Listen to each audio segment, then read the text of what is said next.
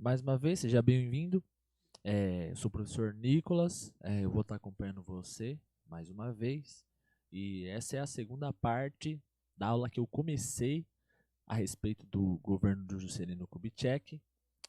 Na primeira aula, eu expliquei um pouco de como foi a trajetória, como estava o espaço mundial naquela época anterior ao governo dele. Falei sobre um pouco sobre o governo do Getúlio Vargas, sobre as ideias de golpe militar que estavam havendo.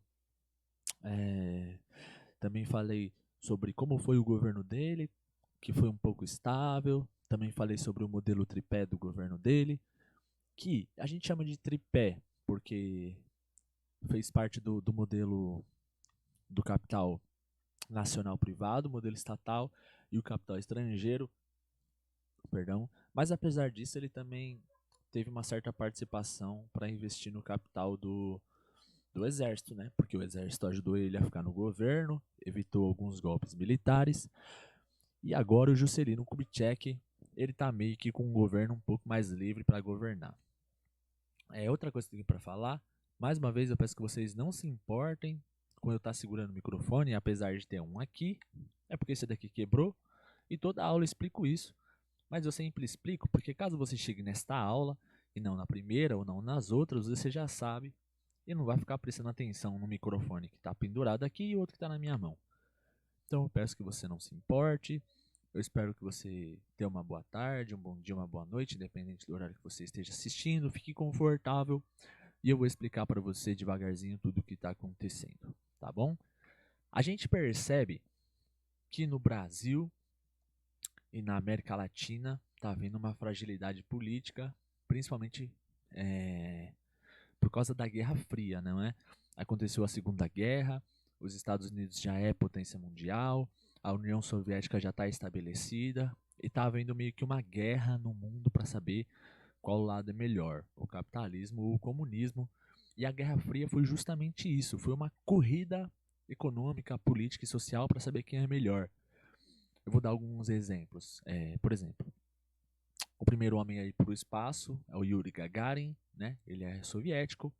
Aí depois o homem quis ir até a Lua, enviaram animais para o espaço, entre outras coisas. Isso faz parte tudo da corrida espacial, que faz parte da Guerra Fria. Entende? A gente pode ver o reflexo durante muitos anos dessa Guerra Fria, principalmente no cinema.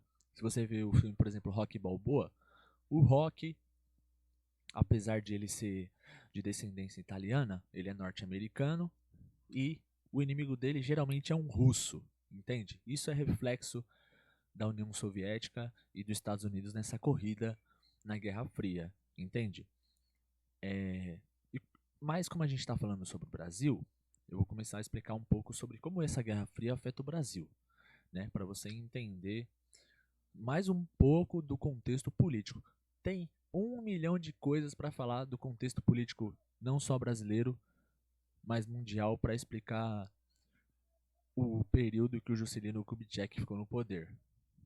Uma das coisas que eu posso falar, por exemplo, é da doutrina Mann, que foi um apoio deliberado dos Estados Unidos para apoiar a intervenção militar na América Latina para evitar o comunismo, entendeu? Os Estados Unidos apoiou deliberadamente, por exemplo, a ditadura no Brasil a partir de 1964. Por quê? Antes intervenção militar do que comunismo. Essa era a ideia. Os Estados Unidos não tinha vontade nenhuma de abrir espaço para o comunismo em nenhuma circunstância, entendeu? Então, esse foi um dos projetos. Agora eu vou continuar falando do projeto desenvolvimentista do JK para o Brasil.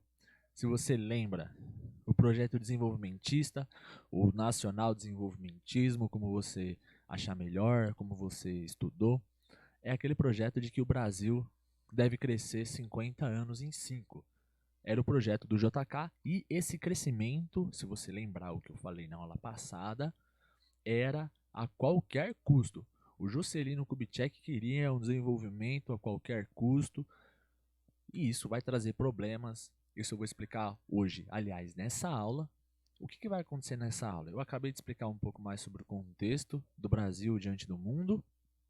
Hoje eu vou falar um pouco mais sobre o nacional desenvolvimentismo, porque além daquele modelo do tripé, tem outras áreas de investimento também.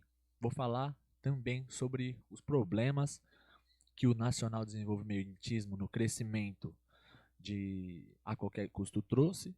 E vou falar também sobre um pouco de outras coisas que você vai perceber no decorrer da aula. Bem, como eu falei na aula passada também, esse nacional desenvolvimentismo vai elevar o estado do Brasil na área industrial. Vai crescer para outro patamar. Por exemplo, eu falei para você que a partir de 1929, com a quebra, os Estados Unidos meio que começou a boicotar o café no Brasil. Esse nacional desenvolvimentismo do Juscelino Kubitschek, que começou com Getúlio Vargas, principalmente na área industrial, elevou o Brasil a outro nível, a um nível em que o Brasil não era mais o... Como é que eu posso dizer? O café deixou de ser o principal produto exportado do Brasil, entendeu? Se vocês... Foi meio que assim, vocês querem boicotar o café, não tem problema. A gente pode investir em outras áreas que vai dar tudo certo de qualquer jeito. Um dos exemplos que eu posso dar para vocês é que hoje o Brasil é o maior exportador de soja do mundo. Aliás, é o produto mais exportado do Brasil hoje. O café deixou de ser o principal, então. Quais são os principais que a gente tem hoje? Só para eu apresentar para vocês. A borracha, que a gente tira a seiva das árvores, transforma em borracha. A gente também é o maior exportador de soja. Açaí também, por incrível que pareça, açaí é muito rico no Brasil. Se eu não me engano, o Brasil é o único país no mundo que produz açaí. Então, o açaí é muito produzido aqui, muito exportado. Tem outras coisas também, mas eu peço perdão, não lembro agora. Só essas informações já dá para perceber que o café não é mais o principal produto exportado do Brasil. E como é que isso aconteceu? Começou com Getúlio Vargas, com o desenvolvimento das indústrias, com a criação da Petrobras e esse tipo de coisa, com aquele lema, o petróleo é nosso, não é? Investimento nacional, porque o Vargas era um estadista. Também avançou com o Juscelino Kubitschek, com o modelo tripé, com o investimento no capital estatal, com as indústrias de base, energia, água e etc. E agora eu vou apresentar um outro pedaço do nacional desenvolvimentismo, de um outro pedaço do projeto desenvolvimentista do Juscelino Kubitschek, que é o plano de metas. O que é o plano de metas? O plano de metas são 30 metas que o governo Juscelino Kubitschek desenvolveu para investir no Brasil. Ele pegou meio que assim, por exemplo, você tem que investir, por exemplo, você tem uma loja de coxinha, mas lá não vende só coxinha, você vende coxinha, vende risole, refrigerante. O plano de metas foi dividir o investimento em cada uma dessas áreas no Brasil, entendeu? Vamos supor que o Brasil venda coxinha, risole e refrigerante. O Juscelino Kubitschek falou assim, a gente precisa desenvolver essas áreas para vender mais coxinha, ter mais exportação, as pessoas comprarem mais, consumir mais. Essas metas é para dividir o investimento nessas áreas. E novamente, lembrando que o Juscelino Kubitschek falou, é crescimento a qualquer custo. Vamos investir com o dinheiro que vem da onde? Eu não sei, mas vamos investir. Esses projetos são divididos em 5 partes. Eu vou falar elas devagar, para que você possa anotar. E eu vou explicar algumas coisinhas sobre elas também. Primeira meta é energia. São 30 metas com 5 temas e a primeira é energia. 40% do investimento do Brasil era em energia. Logo depois vem transporte, eu vou explicar cada uma delas. Novamente, vem transporte com 30% do investimento do Brasil. Logo depois vem as indústrias de base, que são 20% dos investimentos do Brasil. Logo depois vem educação, com mais ou menos 3%, e alimentação e saúde com 3% também. Você acabou de perceber que há uma disparidade muito grande entre uma meta e outra. Não é verdade? Mas isso tem um propósito também. Eu vou explicar cada uma delas devagar para você entender. Lembra que eu falei para vocês que o Juscelino Kubitschek e o Getúlio Vargas estavam investindo na produção do próprio país? Então, por isso que a primeira meta é energia, porque precisa de energia para rodar o país, entende? Para conseguir manter a Petrobras, para ter energia em outras partes do país, era preciso investimento. Era preciso investir em energia e era o que o Juscelino Kubitschek estava fazendo. 40% foi investido em energia. E por que isso é bom? Porque para fazer hidrelétrica tem que botar gente para trabalhar. Isso gerou empregos. Não só na construção dessas hidrelétricas, mas também nas pessoas que precisavam trabalhar nas hidrelétricas. Um segundo ponto que a gente pode colocar são o transporte. A ideia do Juscelino Kubitschek era ligar o Brasil inteiro. Entende? Isso começou, claro, com Getúlio Vargas, na ditadura de Estado Novo, mas ele investiu mais 30% no transporte no Brasil. Eu vou dar um exemplo de como isso aconteceu. Se você pesquisar no Google o mapa rodoviário do Brasil, você vai ver que tem muita estrada rodoviária. Isso não quer dizer apenas que tem estrada para rodar. Aliás, estrada foi o que foi feito também. Eu vou explicar isso no próximo tópico, mas para você ter uma ideia de como foi forte o investimento rodoviário e de transporte no Brasil, estima-se que no final do governo do Juscelino Kubitschek, eles cumpriram 110% do plano para investimento rodoviário no Brasil. Isso quer dizer que eles cumpriram a meta para o transporte rodoviário no Brasil e ainda aumentaram e ainda deu tempo de fazer mais 10% de rodoviária no Brasil. E rodoviária não é simplesmente fazer o ponto rodoviário para o ônibus sair ou chegar. Foram estradas, gente para trabalhar no transporte e todo tipo de investimento que você pode imaginar. Então, cresceu também o emprego nessa área, entende? Hoje em dia, por exemplo, você tem estrada para qualquer lugar do Brasil e tem ônibus rodoviário para qualquer lugar do Brasil. Isso fruto do governo do Getúlio Vargas, que ele começou a investir em rodoviária também, mas também graças ao plano de metas do Juscelino Kubitschek, que aumentou a produção dessas estradas no Brasil. Logo após, a gente tem a indústria de base. Eu acho que eu posso explicar. Perdão. Eu posso explicar mais uma coisa a respeito do transporte também. Para você ter uma ideia, tem uma estrada que liga o norte do Brasil até Brasília. Porque a ideia era realmente ligar o Brasil. Tem uma estrada que liga o norte do Brasil até Brasília, no centro do Brasil. Brasília ainda não era a capital do Brasil nessa época, mas isso eu vou explicar depois para vocês, não tem problema nenhum. Logo após, foi investimento nas indústrias de base. Como eu falei, investir no consumo do brasileiro, bens não duráveis, também foi feito estradas e todo tipo de investimento para ter emprego, para ligar o Brasil, para alavancar a nossa economia. A ideia do Brasil é dar desenvolvimento em todas as áreas. Você percebe então que até agora ele investiu em emprego, investiu em estrada, investiu em energia para trabalhar. Isso gerou muito emprego, tinha indústria, além das que o Getúlio Vargas já tinha feito, ele está investindo. Por quê? Porque agora é uma corrida mundial do capitalismo e do desenvolvimento e o Brasil não pode ficar para trás. Entende? Então ele investiu a qualquer custo. Só que sobra. Isso tudo é uma estimativa, tá? Mais ou menos 40% para energia, mais ou menos 30% para transporte, mais ou menos 20% para a indústria de base.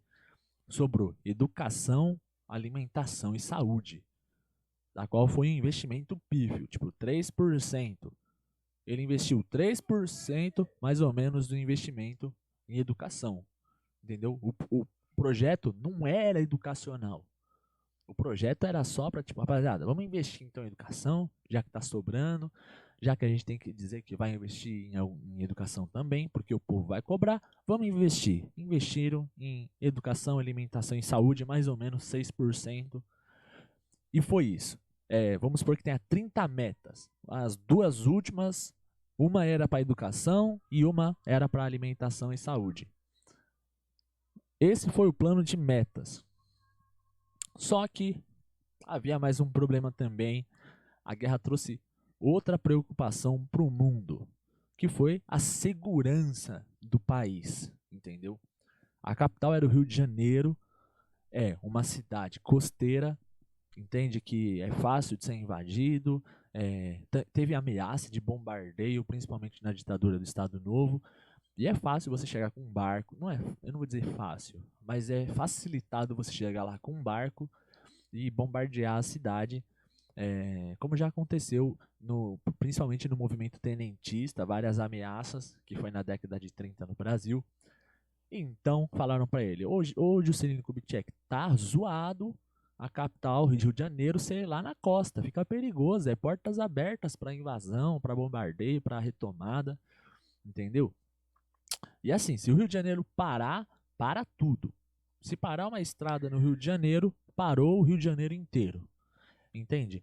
Então, qual é a ideia do Juscelino Kubitschek? É fazer o seguinte, rapaziada, vamos mudar a capital de lugar, porque aqui não tá seguro, não vai ficar bom não. Isso ele já tinha prometido na propaganda política dele. Antes, quando ele era candidato, ele falou, rapaziada, vamos ter que mudar a capital de lugar, porque aqui não tá seguro, não vai ficar bom.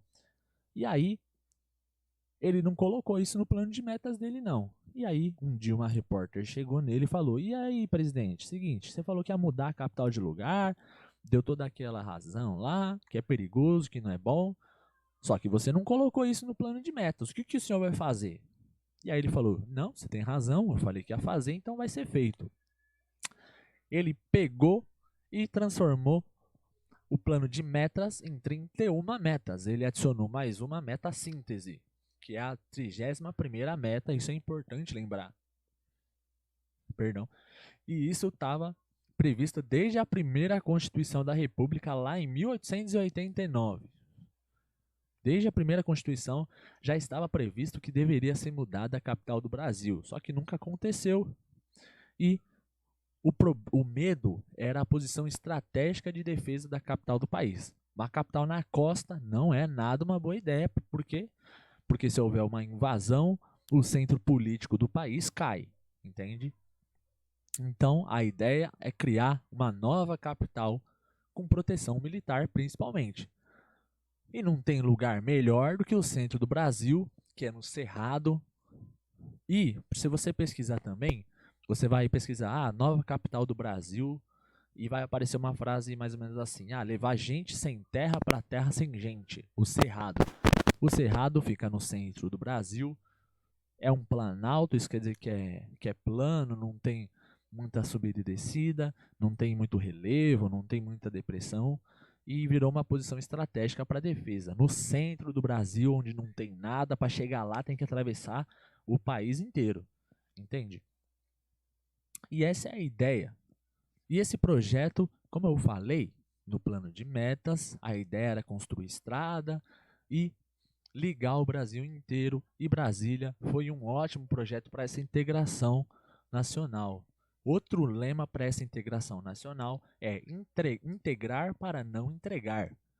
A ideia era construir Brasília justamente não só para ligar o país, não só para ter uma posição estratégica, mas para evitar qualquer tomada política. Brasília é uma estratégia política e militar do Brasil para evitar qualquer tipo de golpe ou invasão. A gente sabe que aconteceu um golpe, e o golpe foi civil-militar, quer dizer que foi feito pelos militares com apoio de uma certa camada da sociedade. Entendeu? Não foi um golpe militar, foi um golpe civil-militar.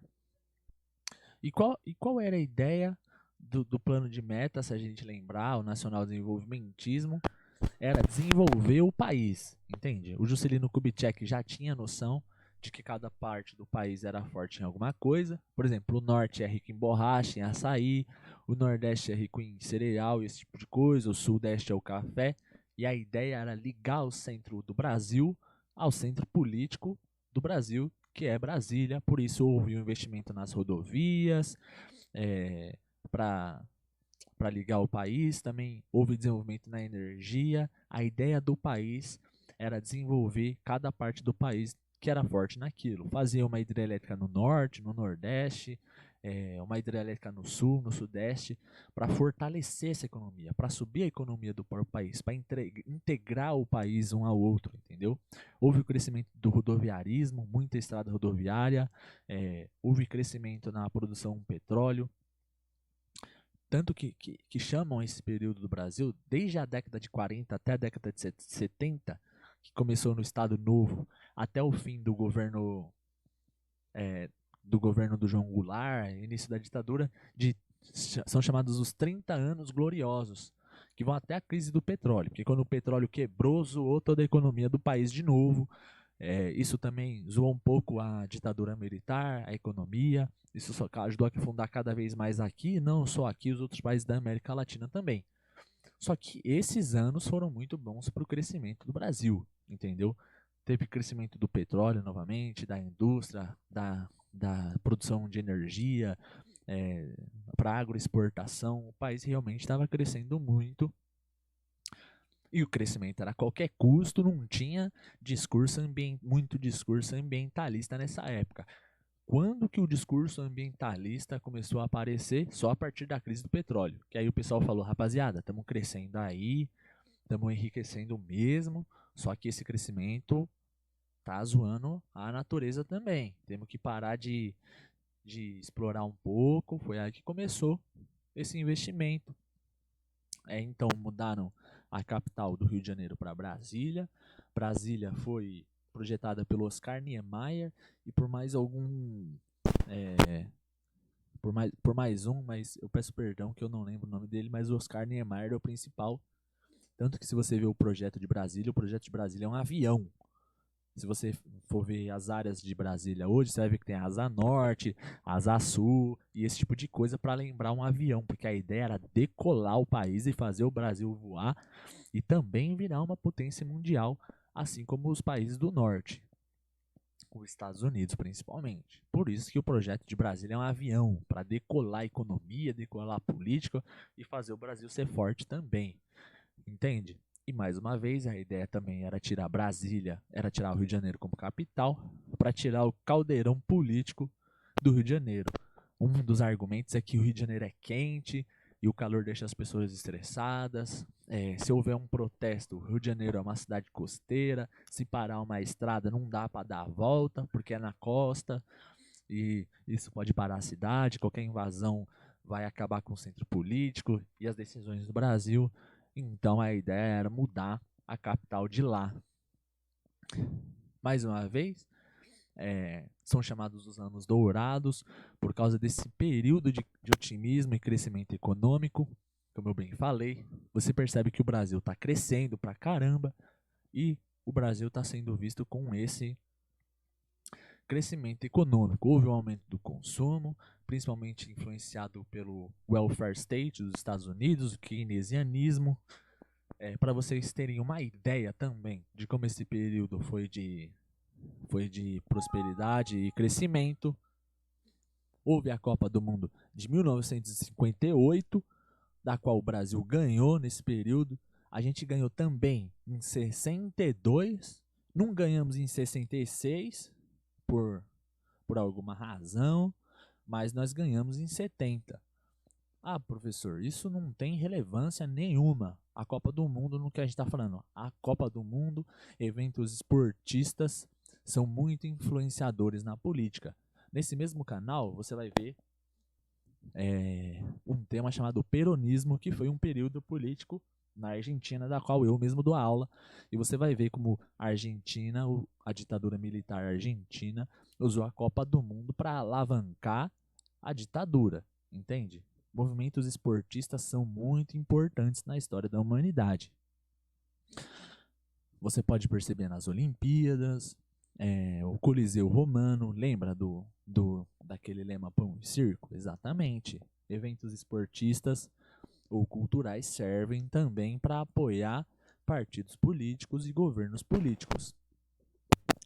O presidente Juscelino Kubitschek também é conhecido como o presidente Bossa Nova, porque surgiu como um grande movimento musical que traz otimismo, melodia, tem um arranjo bonito e é um gênero que junta o samba brasileiro e o jazz norte-americano. Entende? Então tem tudo para ser bonito, para ser uma época bonita não só na política, um governo estável, não só na economia, gerando empregos, mas também na arte, e em todo esse período. Por isso que são os anos dourados, para você ver que o Brasil está realmente crescendo, mas, como eu bem falei, é um crescimento a qualquer custo, como eles mesmos falaram. E eu falei que isso teria problemas. Eu vou dar um exemplo. Agora vai começar os efeitos colaterais do plano do Juscelino Kubitschek. O que esse crescimento a todo custo trouxe? Quais são os problemas que trouxe esse custo? O crescimento, o crescimento do Brasil era a todo custo. Então o Brasil comprava muito produto do exterior, importava muito, tinha muito investimento. Isso causou um endividamento do Brasil. Esse endividamento do exterior do Brasil chama FMI. E esse FMI, quando você se endivida muito nele, causa inflação. Os produtos começam a crescer e ficar mais caro. É normal ter inflação. Não tem como ter inflação zero. Porque a inflação ela é boa até certo ponto. Aumenta o preço do produto. Assim, precisa produzir mais, investir mais, gera mais emprego. Mas o produto fica muito caro e as pessoas não conseguem comprar. Novamente, eu precisei cortar. Mas a inflação ela é boa até certo ponto, porque isso valoriza o produto no mercado. Se ficar um pouco mais caro, precisa investir mais, isso gera mais emprego. Com emprego as pessoas consomem e compram, só que esse endividamento do Brasil começou a crescer demais, essa inflação, e as pessoas não estavam comprando tanto assim como se imaginava que iam conseguir. Entende? Porque o crescimento a todo custo, houve investimento a todo custo,